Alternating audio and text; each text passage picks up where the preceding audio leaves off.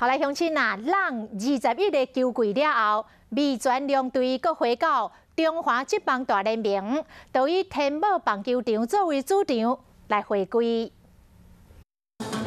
啦啦队队员美妙身材，展现全新的队服。宣告经过21年了后，味全龙转来啊！味全龙成为头一个进驻台北市的球队。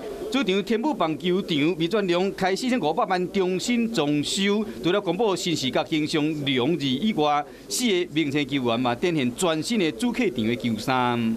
很开心可以穿到这么好看的球衣，然后刚好在我的第1年球季，我希望有更多球迷为我们加油。14头一战味全龙将会对统一狮队，希望讲用红色光条掀起一条。今年新的球季，中职一军的比赛增加味全龙，其他球队嘛严阵以待。中信兄弟啦啦队就有拍新影片。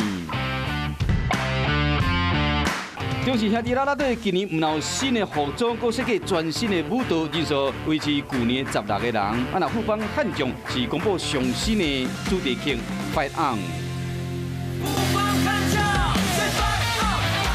统一狮嘛推出2021年全新视角出场动画，有现代感，充满震撼力。昨天桃园这球员是拢入去摄影棚拍主视工。